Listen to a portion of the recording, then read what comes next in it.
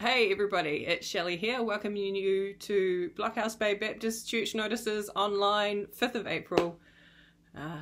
Welcome. I hope you enjoyed waking up an hour earlier without doing anything different. It does mean that summer is officially over. We are now in autumn, but I've got feijoas in my backyard, so all is not lost. Just a couple of things I'd like to bring your attention to this week. On Tuesday we have a Gospel of John devotional coming out. On Thursday we have a Gospel of John devotional coming out, and on Friday we will be having Good Friday something. Normally we'd all gather together at 9:30 on Friday morning and have more of a reflective service, interactive and communion together. So while we can't gather together in the place of 504 BHB Road in Blockhouse Bay, we will be gathering together to do communion. What we're going to be doing is at 10 o'clock on Friday morning, we're going to be having communion by Zoom together. Now, if you're not alert or haven't tried Zoom, don't worry, it's not too hard, and I'm sure we can find someone to help you if you're not feeling particularly technologically great. I've walked through my parents through Netflix, so it's possible.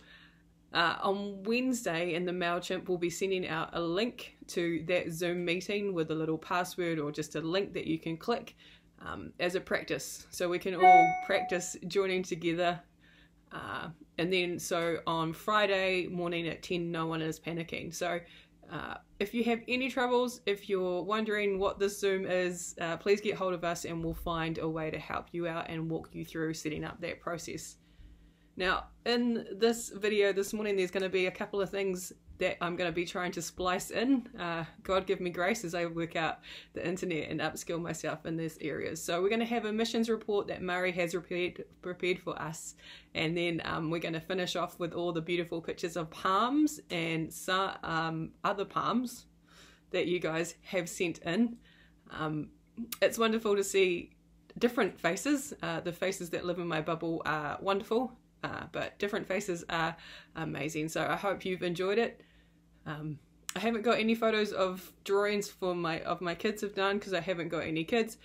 But guys, if you want to send in anything, if you want to show us some pictures of what you've been up to, if you want to send us a note of something funny you've seen, any great podcasts that you've found, a great book that you'd recommend us reading from the online library, please email it in. We'd just be so grateful to hear and see and still be part of your community in this way. So I'm going to splice in Murray's report, and then I've got Shout it out for the hope we found, for the King is here, the King is here. Hosanna, Hosanna, you are the God. Gonna dance for you, and it's nothing less than for your glory. Hosanna in the highest. Now that you're here, this place will never be the same. We sing Hosanna in. King Jesus, oh hail King Jesus, by your blood you freed us, Christ Messiah. Okay.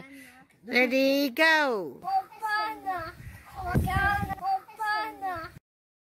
Hi, it's Murray here.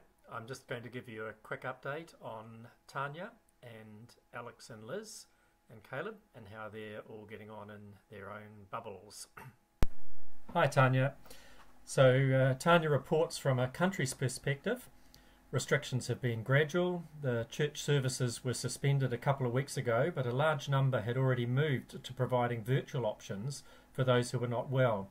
So this was not as big an adjustment to now have virtual church and virtual small group meetings. In the country there's ambiguous parts about using public transport, so this impinges on her from a work perspective. Last week she'd still been going into the office because she has her own office, but soon she says she's going to have to start to work from home so that she minimises the use of public transport. She expected to find that difficult as she lives alone and virtual community is not quite the same as face-to-face and popping in to see people when she needs to.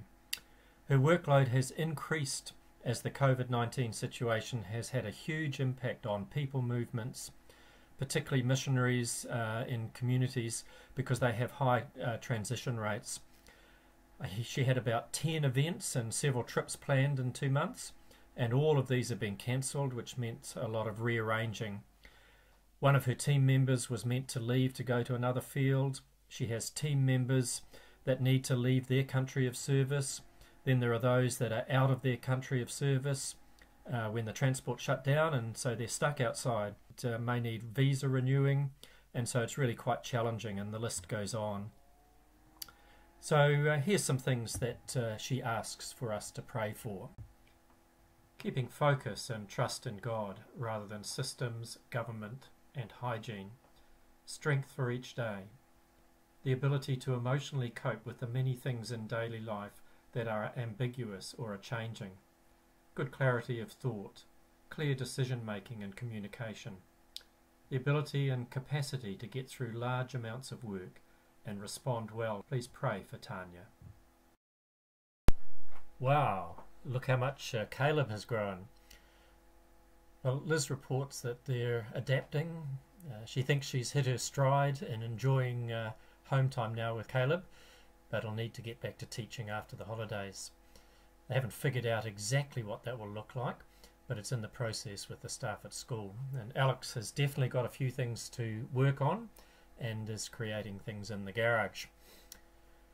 We're not sure what the adjusted timetable or time frame for Alex's course will look like. As it's a practical course, it can't be easily adapted online, so not sure if that'll push it out at the end. They're also not sure how COVID-19 will affect possibilities for international travel in terms of moving back to Romania next year. Take things as they come, relying on God's guidance. Alex and Liz are worried about the people in the city and the villages that they had previously had contact with in Romania.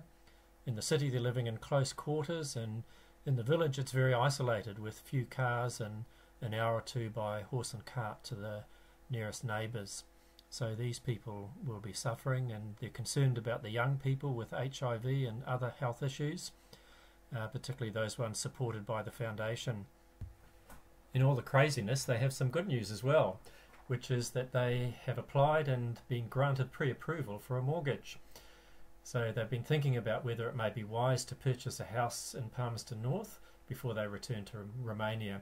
So Alex and Liz ask for prayer about their future plans, completing their coursework, the house purchase, and timing about returning to Romania. They pray for their friends in Romania and ask us to join in with them, particularly for those in villages where they're very vulnerable.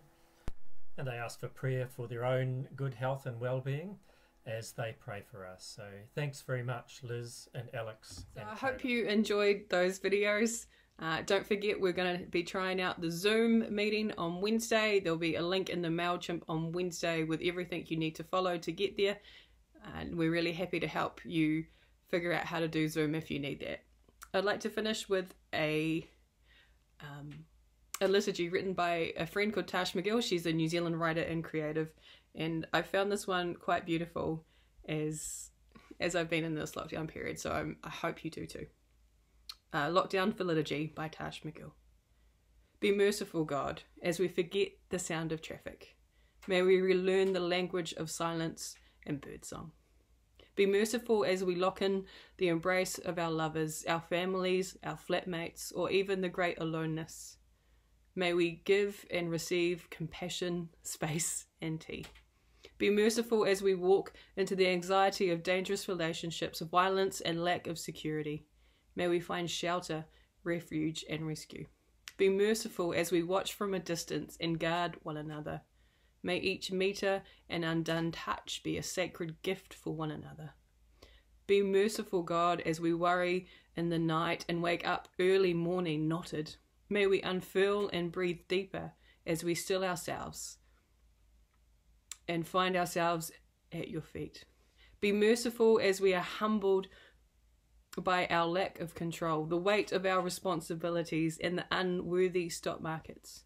May we loosen our unsteady grip and lean into your presence.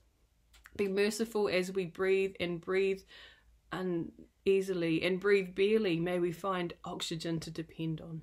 Be merciful as we reimagine the future with selflessness at its centre and eyes focused on one another. May we be vessels of compassion, generosity, and kindness. Be merciful, so with mercy we may feed the hungry, clothe the naked, and give shelter to the homeless from the common abundance of your goodness. And may we be well. May we all be well. Above all, God, be merciful, that we may be merciful together. For you who is near to us. I've thought about this liturgy a lot in these last days, about the things that we can't control, the things that we are needing God's mercy in, that we can continue to be his people in this time. So I hope you've enjoyed that. If you'd like the written words of that liturgy, I can send it out to you. May you find God's mercy in the spaces of your bubbles. I trust that God is with us still. We'll see you soon.